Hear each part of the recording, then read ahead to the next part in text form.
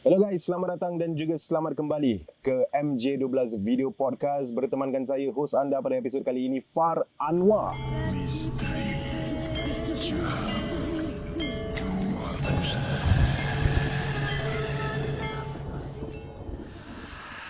memandangkan raya pun dah nak dekat kan. Selama hari raya saya ucapkan kepada anda, nampak ni saya segak bergaya, nampak dengan songkok kan.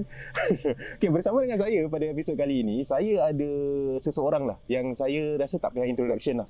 Kalau kita cakap tentang dunia hantu ni kan, awak cakap pasal horror, saya rasa most Malays in Singapore akan kenal siapa tetamu kita pada episod kali ini. Tidak lain dan tidak bukan, kita bersama dengan Naqiah POV. Hai, Assalamualaikum. Waalaikumsalam. Kau cakap orang kenal pasal aku yang mengilai Aku yang mengilai. Terus. Tak boleh. Dia kena naturally. Oh, dia kena natural. Nanti halfway tengah berbual nanti kau dengar. Nah, kau ke bodoh. Okay. Keluar, Mak, keluar. Baru start dah 5 minit kau hasam. Okay, kita bersama dengan Naqiah POV. Mungkin ada very unlikely, but mungkin ada orang yang tak kenal. Dipersilakan lah, mungkin awak nak memperkenalkan diri awak. Okay, so I'm Naqiah Ayub from True Horror Stories POV. Kalau korang pernah nampak lah cerita-cerita hantu short clips kan, yang short in POV format, that is actually our YouTube channel. Yes. Dah berapa lama by the way? Lama kan? Daripada 2019 sih. 2019. Pre-COVID guys. Pre-COVID dia menggegar, dia macam viral lah. At that point of time video viral gila. Alhamdulillah. Dia menggegarkan satu Singapura guys dengan format POV. Pasal sebelum tu tak ada orang buat. Aku sebenarnya buat POV sebab aku have no knowledge lah waktu tu, belum belajar in terms of media ke apa kan. So tapi dia punya ingin tu nak tunjuk orang apa aku nampak kan with my vision ni kan. Kuat tau, lagi-lagi time COVID, bosan kan kat rumah kan. Sekali bila nak buat my sister lah, diorang WhatsApp macam, no, you need to do macam cinematic ni semua. Akak, tak ada dek. Aku terus, tak ada, kita buat POV. Alasan dia orang dengar macam, oh, unique, something different. Sebenarnya tak ada knowledge. Tapi but that's also your USP, unique selling point. Itulah, Alhamdulillah. So it became like that. So kadang-kadang bila kita ingatkan kita go out of the norm and then kita cuba something different, it might turn out something least expect lah. So itu betul. Something yang aku really bersyukur lah. Tadi Naqiah ada cakap tau, dia nak hasilkan satu video ataupun satu karya ni based on apa yang dia nampak. Okay, itu dah hint pertama lah kan. Bagi anda yang mungkin tak kenal Naqiah ni siapa lah, jadi Naqiah kita pun tahulah kan, saya tahulah kan. Naqiah ni orang dia special. Special. Dia ada kebolehan yang saya tak ada, dan besar kemungkinan mungkin 80% lah anda yang sedang menonton ni pun tak ada. Yang ni awak ni kasyaf. Tapi I wouldn't say that it's a kebolehan lah, to be honest lah. Sebab ada orang bila they found out that I boleh nampak benda-benda ni kan, diorang cakap there might be a reason kenapa. Mungkin ada benda damping dengan kau, mungkin ada saka, mungkin ada apalah. Tapi so far bila I went to berubat ruqyah semua ni kan, Alhamdulillah tak ada apa-apa tau. So it's still a tanda tanya. But I have asked ustaz semua kan, diorang pun cakap mungkin itu something yang ujian. Yes, betul. Instead, so kadang-kadang kan kita macam fikir macam, ada orang macam, different is good ke apa kan, tapi kadang-kadang mencabar tau. Betul. I agree, because I've known someone, saya kenal adalah beberapa individu juga yang ada kasyaf, tapi dia depends. Ada orang kata benda ni macam kebolehan, satu macam macam benda yang baik, tapi ada juga yang kata dia macam bala. Betul. Ujian lah, macam ujian. Jadi, betul. Dia terpulanglah kepada anda. Ada yang kata bila seseorang ni hijabnya terbuka daripada kecil sampai ke besar. Ada yang kata pasal mungkin ada benda damping, ada amalan tertentu. Correct. Dan ada juga just it comes naturally lah. Mungkin badan awak ni, batin awak ni dah, entah saya pun tak tahu, saya bukan yang Arif. Anwar, saya bukan Arif. Dia mentang-mentang pakai macam gini, dia macam tu preach tau. Dia ustaz. Okay, Naqiah, kita nak nama pun MJ12, kita tak banyak berlarut ni kan. Nama pun MJ12. Pastinya ada kisah-kisah ataupun pengalaman yang seram yang Naqiah ingin kongsikan bersama dengan kita. Dipersilakan. So kan sempena nak hari raya ni kan, aku pun plan lah aku nak ceritakan cerita hantu yang happen waktu raya. Okay. So kena on brand, on theme gitu lah kan. So satu pengalaman ni happened, I'm gonna start when I'm young lah, when I was young happened when I was in, I think K1 ke K2 Okay. Very very young, and it didn't happen dekat Singapore. tu berlaku dekat Malaysia. So I have macam family lah kat Malaysia, kat kampung lah kan. Sekali lepas tu kita kan sebenarnya satu keluarga, kita selalu patah balik kat kampung ni every macam March holiday, September holiday tau. All the major long holidays. Correct. Tapi kan for some reason my family decided to patah balik dekat balik kampung ni for this hari raya. Padahal selalu kita tak pernah tau. So macam okay lah. Then I was young back then. Apa ikut je lah kan. Tak boleh bantah, tak boleh apa. So I remember kita pergi balik kampung. Okay, aku dah sebut lah kampung kita kat Muar. Muar. Okay. Kau macam Muar juga. Kau bukan Bukan. Ada kita saudara ya. Tak ada. Ya, so aku kita patah balik lah balik kampung kan. Sekali, okay, there's this one house memang kirakan that is the go to house lah. That is my arwah nenek punya adik punya house, which is selalu rumah dia rumah besar lah. Nah, nanti aku explain later, but basically kita patah balik rumah sana. Tapi for some reason kan, aku tak tahu apa pasal that kita decided to not go to that particular house that raya. Okay. So macam aku pun confused lah. Maybe ada hati aku cakap mungkin ada some perselisihan faham ke, maybe diorang jalan beraya ke rumah tu kosong ke apa kan. So my family ended up going to this one other house, which at that point of time was my first time going to that house. Okay. So kita from what I gathered kan, walaupun aku kecil macam itu, aku dengar that macam they were discussing, and the house distance from yang rumah A ni dengan rumah kita supposed to go ni mungkin about macam paling jauh lah 20 minutes drive. Jauh, okay. 20 minutes. 20 minutes. Okay, pada kau macam jauh kan. Tapi pada orang Malaysia okay. Yeah. Because to them it's normal lah that kind of distance. Orang negeri besar apa. So lepas tu okay lah. But ended up kita took like 4 hours, 5 hours just to sampai that house. Daripada rumah kampung yang Bayrat nak pergi. Ya, Bayrat nak pergi tu. Terus banyak halangan tau. There were banyak halangan. Sekali lepas tu macam everything macam minyak ada. Aku ingat lagi salah jalan, they had to make a detour lah, minyak lah apalah. End up kan, it took like macam 4 jam gitu. I kid you not, kita left at about macam I think 12.30 hari ke apa. No, later than that. Kita sampai dalam macam pukul 8 malam tu. Dah malam. Kan? So, okay, why aku say this is very significant was because bila kita sampai je kan dekat kampung ni kan semua gelap. Rumah dia seorang lit up tau. Sekali lepas tu, kita tengah gendang pintu, tengah Assalamualaikum, datang nak beraya tu semua kan. Sekali kita dengar kat dalam tu, kedung. Macam ada periuk terbalik semua, habis orang pekik-pekik semua. So, that was very macam traumatizing lah for me lah as a kid. Aku macam, asal ni datang raya macam gini kan. Sekali finally someone open the door. And it was the people lah inside the house. Diorang cakap, you guys couldn't have come at a worse time sebab they just caught a big python makan kucing dorang. So diorang tengah keluar tu, they were chasing the python lah. So kalau let's say orang kampung lah, diorang cakap macam itu itself it's a bad, macam not a good sign lah. Dan hari raya habis ada ular masuk rumah, petanda yang buruk kan. Tapi actually kita bab gini kita tak boleh percaya lah. Cuma waktu tu diorang cuma cakap macam something bad is happening gitu. So as a kid that was very traumatizing. Aku tu fikir macam alamak ada ular kat rumah ni dah takut lah gitu kan. Makan kucing lagi. Sekali one of them managed to actually the snake punya kepala, but then the cat already pass lah, dah kena gigit aku rasa lah. Okay, so ended up because of this diorang berbual-bual semua kan, my family decided to overnight kat rumah sana.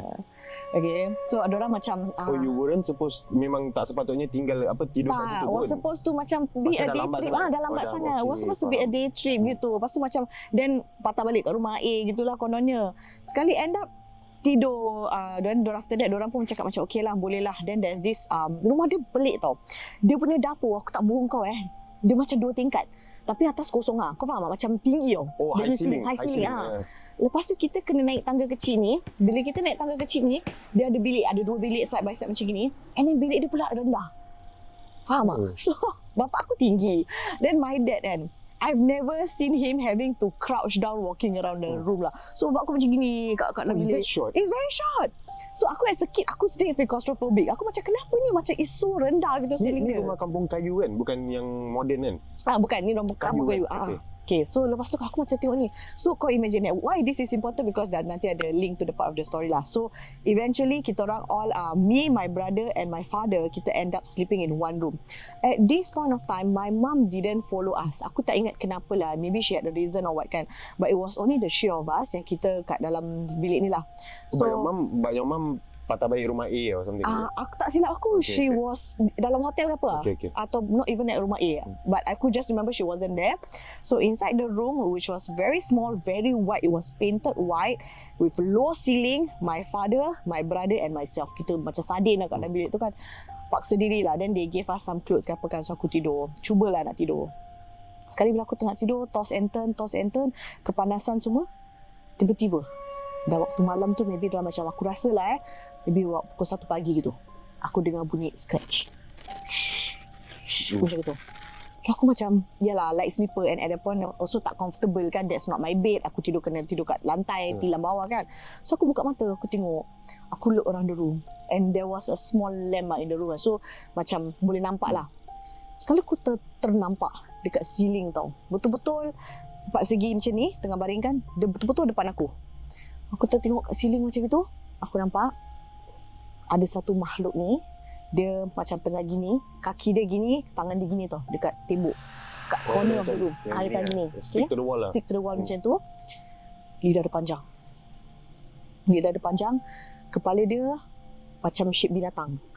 Okay, binatang apa? It's a mix between kuda dengan goat. Okay, aku tak tahu apa. But to me, it just look like that. Tapi dia tanduk. Dia tanduk, dia macam itu. And aku tadi cakap lidah dia panjang kan. So bila aku tengok macam itu kan, aku terpaku. Aku macam, apa benda ni? And dia punya badan is like macam berbulu-bulu tau. Dekat sana. In all honesty, at that point of time and even until now when aku picture that thing kan, I don't know why but instinctively I would say that it's a syaitan. Because it really felt like it fits the description. Yeah.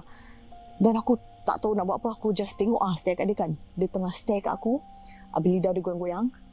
And the sound yang aku cakap scratching tu was actually from the tongue. Faham tak? Lidah dia yang scratching. And at one point of time kan, aku realise that thing, dia macam leaning more, macam going down towards aku. Pasal aku nampak dia. Terus aku melalak. Ayah! Aku nangis. Bapak aku bangun. Asal-asal bapak aku yang kaulah. Bapak aku yang kaulah. Dia bawa keluar, bawa penyapu. Mana? Tapi aku tak tahu nak cakap apa. Because I kind of learn my lesson around my family lah when I was young, to not say things that I see. Yeah, aku learn the hard way. So aku just daripada kecil lah. Daripada kecil mata hijab memang terbuka. Yeah. So my first incident where aku had my first incident where aku didn't differentiate, right? I kind of told my parents and then diorang like cakap aku tipu semua lah. So that's why aku learn aku lesson. Aku no longer tell them what I see. Yeah. So benda ni kan aku just cakap tak tahu tadi nampak macam ni, aku just cakap gitu je. I never say it's what shape what. But I told my brother, I said, abang, did you nampak tak? Because when that thing happened, I think my brother macam terbangun ke apa kan. He said he dreamt of something sinister ke apa. Dia tak nampak, tapi dia cakap he had a bad dream. Dia macam tengah nigau dia gitu. Macam tengah meronta-meronta gitu. Tengah meronta-ronta gitu. So kita both didn't have a good like sleep kat sana lah. So okay. So that was one incident. Aku terus after that aku takut gila. Aku nak mandi aku takut, and then aku aku ingat kan is that aku remember aku was being so penakut sebab my mom wasn't there. So as a kid I had to mandi seorang-seorang kan. Aku dah macam alamak seram, aku takut. So that's why it was a big thing lah. My mom didn't follow. Okay, so tak apa. After that, the next day, we decided to stay kat rumah sana for some reason lah. So, bila kita stay kat rumah sana, macam kita macam lepak, habis apa ni? Orang kata macam habiskan raya kat sana. Bukan habiskan raya, macam spend time lah kat sana kan. So, aku explore. Okay, yang aku pergi sampai tu dah malam tau. So, we couldn't really see the exterior of the house right. Sekali bila pagi, aku keluar. Biasalah rumah kampung, kita mesti keluar tengok kan. Kat belakang dia cantik, ada tanah, ada tanaman, habis ada swing-swing semua, very nice tau. Sekali aku realise, aku cakap, kenapa ada rumah ni ada extension? Ada macam extended tau. And then that extended part tu, dia ada spiral staircase. Dia macam, it's a side spiral staircase. So macam kalau kau naik spiral staircase tu, you can go to the extended part gitu lah. So aku tengok macam, wow, unik, rupanya rumah ni besar. Tapi bila time aku kat dalam bilik kecil tu, kecil kan, aku macam very confused tau. So aku dah main boy-boy semua kan. Dan aku cakap Andi, aku cakap that spiral staircase, it's like very unique. Kan in Singapore you don't see that often. So aku macam okay lah, fine lah. Sekarang aku pergi. It was 12 tengah hari, matahari tegak, terang benderang kan. Aku masuk spiral staircase tu, gelap. And that spiral staircase ada lubang-lubang tau. Kau tu macam ada ventilation holes. Tapi yet it's so dark. Macam terkepung gitu tau. Sekali as a kid, aku macam fikir macam, it's just darkness, nothing kan. Aku naik lah. Aku naik sampai ke atas kan. Ada gate. So aku couldn't go in. Okay. It was locked. So aku macam, asal tak boleh? Tak apalah. Aku macam fikir. Dan bila aku cuy kat dalam kan, aku realise that it was actually surau. Surau. So kau tahu macam tempat dewan besar gitu, macam orang boleh solat gitu kan. Habis ada macam tempat depan macam ada some kayu-kayu. So, berapa besar ni yang this extension of the house? Besar. Okay lah, back then I was a kid, so it felt like it was very big lah. Tapi aku rasa, in all honesty, it's like macam living room BTO sekarang? Tak, lagi besar. Besar. Dia macam whole surau lah. Besar. Okay. So that's why aku macam like you can have a class inside there even. Yeah, so aku tengok gitu kan. Okay, then aku, it's a surau, but why do they lock it up? Aku feel macam so weird lah. Then after that, aku nak turun. Bila aku pusing nak turun balik that spiral staircase, aku terdengar orang nangis.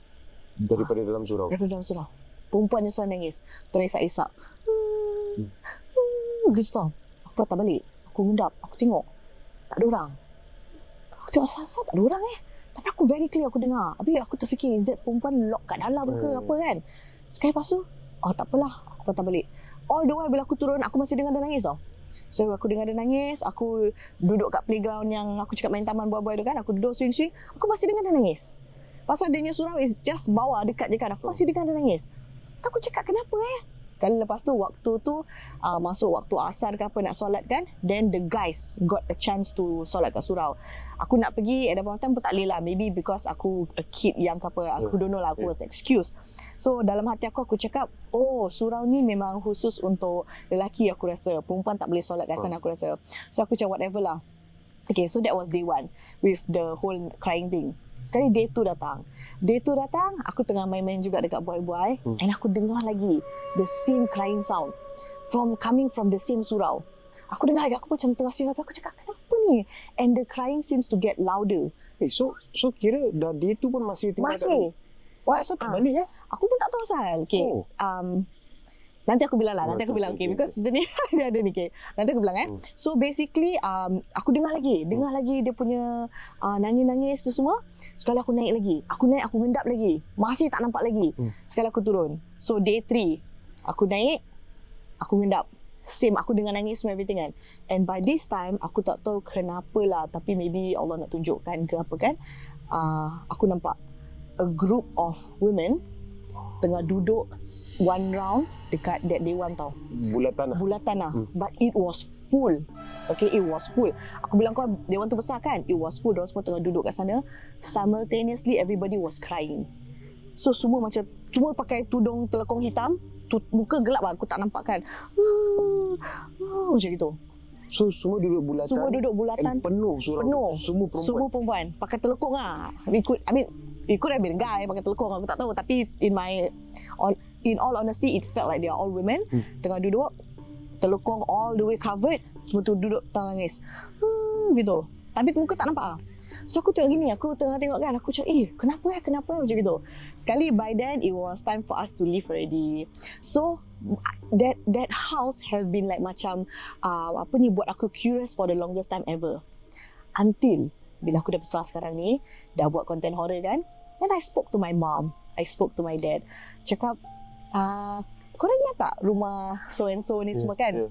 Sekali my dad, dia macam, yalah that's his side kan. So he macam tak nak bilang banyak lah. Dia cakap, I remember the house. That house is unique. I remember the ular semua lah. Sekali aku tarik mak aku tepi. Because mak aku ni muka macam lain macam. Mak aku macam, gitu. Sekali, aku cakap, Mami, tell me, spill it.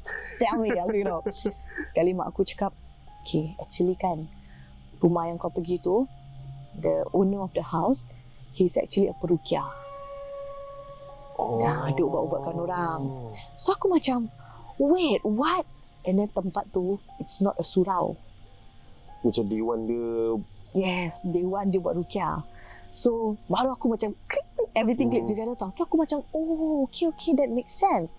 Sekali aku cerita dengan mak aku lah yang pasal aku nangis semua kan. So, mak aku cakap aku, at that point of time, she macam ingat-ingat lah. Because, you know adults talk, right? Dia cakap that the reason why she didn't go in the first place was because she was pregnant with my third sister. Okay. they didn't allow her to go because that pakcik just tried to exorcise this one lady who got possessed. And then he failed. Perempuan tu eventually meninggal. Okay? Tetapi bila dia tengah nak exercise, nak rukiahkan lah kan, perempuan ni, dia discovered dalam badan perempuan tu ada orang dah tanam lebih dari 1,000 jin. Banyak. So, bila perempuan tu meninggal, ni apa mak aku faham, I mean based on what we understand lah, the jinns don't know where to go, right? She trap them inside that place. Dia trap them in that dewan, so that's why dia tak boleh keluar. So, yang perempuan ramai-ramai tu, Allah Alam lah. So, bila aku bilang mak aku, this apa aku nampak, terus mak aku macam, yeah, the reason why I didn't go because I was pregnant, and then diorang pun tell me not to come because kebetulan this incident just happened. But they never tell us anything. I mean, kita budak kecil pun, kita tak tahu apa-apa. Yeah, so bila aku dah dengar macam gini, aku dah macam wait, like everything fits, you know, everything fits. Then after that, aku tell my mom yang pasal muka setan tu kan. Mak aku cakap, it could have been like something that's not happy, terlepas or something, yeah. Because apparently this pakcik ni kan, he is well known in that area like for doing that. That's why he even like sanggup buat a space for Tapi him. Dia memang rukiah betul lah. From my knowledge memang rukiah Islamic way lah, alhamdulillah. Yeah. So cuma pada aku macam yang aku terkejut kan, yang kebetulan lah just before kita datang satu perempuan tu meninggal, and unfortunately she had like 1,000 over jinns being sent to her. Sian. Oh my days. So this is what happened dekat kampung.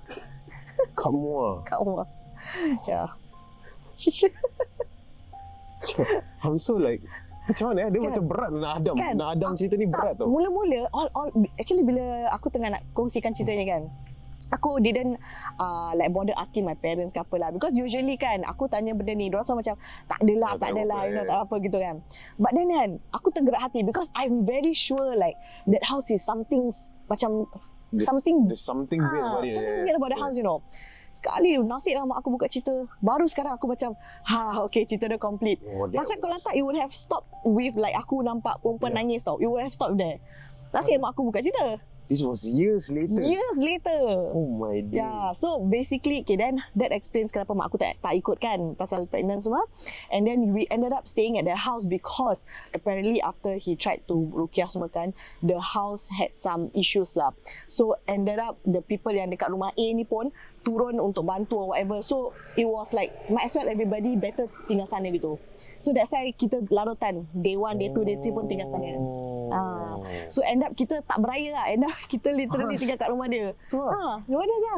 Oh my days. Yeah. Ini baru ini baru cerita pertama tau guys. Cerita pertama dah berat macam ni, okay. Kita fast forward sikit. Cerita kedua pula Naqiah.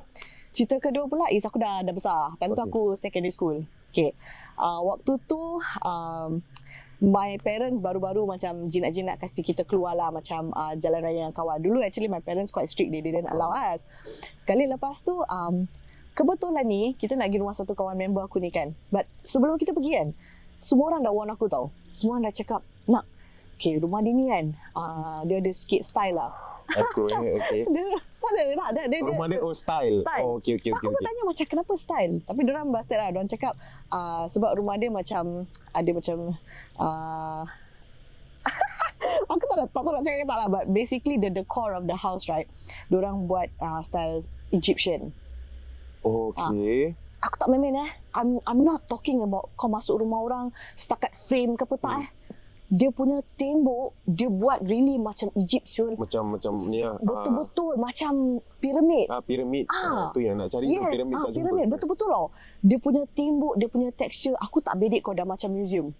Serius, dia all out lah. Dia ni kira kan fanatic gila lah. So ada macam ada pharaoh. Ada. Semua tu ada.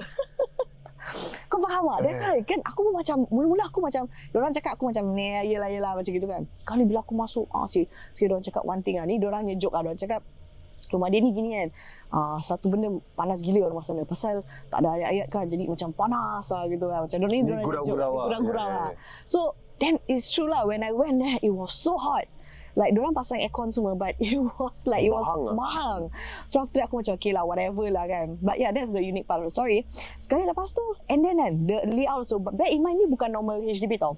This is actually rumah dia is like macam apartment gitu, macam private apartment gitu. Oh, okay. Dia bukan HDB. Okay, so the thing is, bila kita masuk kat dalam kan, one thing aside from the decor lah kan, is dia punya layout rumah dia confusing gila. Dah macam piramid lah. Kira kan confused gila. Kau nak jalan sini untuk masuk bilik ni macam like maze lah. Macam maze. So aku macam okay lah. Then kebetulan kita dah duduk makan kuih semua kan. Sekarang aku nak pergi toilet. Aku nak pergi toilet dah. Aku cakap macam mana toilet dah. Sekarang that point of time diorang semua macam malas nak layan aku. Diorang cakap kau just jalan sana, kau belok sana lah. Then kau jalan terus. Dia nampak toilet dah. How big is this house? Besar. Oh, okay. Ya, dia it's a dia lah besar lah. It's a very big apartment lah. Sekali masuk aku jalan, aku kena turun bawah tangga sikit gini. Habis lorong satu ni straight macam gini, kecoh lah. Sekali when aku was walking this lorong right, aku ternampak satu pintu bilik lah terbuka. Habis lampu keluar semua. Sekali aku cuci kat dalam. Aku nampak satu datuk ni. Okay. He was lying on the bed, tapi dia punya position macam tangan dia gini kat atas katil, macam yoga gitu. Oh, macam cobra stretch. Correct. Dia macam gitu. Yeah. So aku kan toilet kan. So aku ni sorry cik. Okay. And in front of him there was this macam, I thought it was dia punya makcik ke siapa lah, standing clad in white, tudung putih, baju putih semua, diri tengok dia macam gitu, macam watching him exercise. Gitu. So aku macam sorry lah. Aku jalan lagi, aku cari toilet dia semua. Tak jumpa. I cannot find the toilet. So aku macam like whatever lah. In the end aku tak silap, aku just went to the kitchen, wash my hand ke apa, aku itu je lah. Sekali aku patah balik. Bila aku patah balik, aku nampak atuk tu masih tau in that position, tapi dia punya muka in pain. Dia punya muka macam gitu lah, macam tengah suffering, tengah nazak gitu lah, I would say. Macam he was really gitu. Yes gitu. Sekali aku macam alamak kan, aku panik. Aku patah balik kat budak kawan-kawan aku semua. So aku cakap dengan yang budak yang empunya rumah ni, aku cakap aku rasa kau better check on your datuk because aku tengok like I think he's not well ke apa kan. Lepas tu diorang cakap asal. Habis aku cakap I saw datuk kau dah in that position. Aku tu macam maybe dia tak boleh breathe, dia angkat badan dia ke apa semua kan. Sekali lepas tu terus kawan aku dia tengok aku semacam, dia cakap okay tak apa, nanti aku suruh siapa-siapa settle dia gitu. Sekali aku tengok dia keluar rumah je. So kita proceed on to the next house. Tapi aku cakap confused lah. Aku cakap tak kisah. Aku dah cakap pada datuk kau dah nazak kan. Sekali bila aku dah tengah jalan, then one of the other friends bilang aku. Dia cakap, nak betul apa kau nampak? Aku cakap betul lah. Habis siap lagi the lady, the makcik or whoever that's looking at this atuk ni, not helping. They were just standing there macam gini je, tengokkan aja. Sekali lepas tu, terus dah jalan jauh semua, kita dah keluar kan. Then diorang cakap yang datuk aku sebenarnya paralyzed, bedridden. He cannot get up. He is completely vegetable. So aku cakap tak, aku nampak dia tengah gini, aku nampak. Tak, dia cakap tak boleh. And then dia cakap dengan aku, dekat rumah tu waktu yang kita kat sana kan, there wasn't anyone in the house. Dia cakap dengan aku, dia punya bibi went out to buy errand, to beli air untuk kita ke apa semua, run errand lah. So dia cakap at the point of time, no one was in the house. And especially bibi dia bahasa tak pakai tudung ketat. So dia tanya aku siapa aku nampak lah. Aku cakap mana aku tahu. Aku ingatkan bibi kau lah pakai tudung putih, baju putih semua, diri tengok atuk kau macam tu. So dia cakap aku tak ada nak. So aku macam, okay. Aduh. Aku tak tahu lah. So aku just macam okay lah. Keluar. Aku diam. Jadi guys, bagi anda yang mungkin nak pergi jalan raya lepas ni, hati-hatilah ya. Takut-takut awak lalu bilik awak ternampak pakcik dengan ni. Tutup mata, jangan tengok. Aduh. So that was what happened to me time aku dah dewasa. I think aku was in Sec 3. Sec 3 ke Sec 3? Sec 3. Umur aku 15. Tapi rumah tu masih ada? Rumah dia masih ada, tapi aku tak sure whether dia masih tinggal sana ke tak. But okay, so why aku cakap tadi kenapa decor dia semua link kan. Okay, so this is one of the theory lah yang kita orang budak-budak semua kita macam came up with lah. Kita cakap macam mungkin lah dia punya parents dia kan fanatic of something, and then diorang hide it in the decor. faham tak? Macam how to say Fanatic of semua tak faham. macam mungkin diorang practice something, sekali diorang hide it in plain sight. Oh, faham. Mungkin lah. Habis aku tak nak tuduh apa-apa lah, because kita tak tahu kan orang punya ni kan. Aku just macam oh ya ke.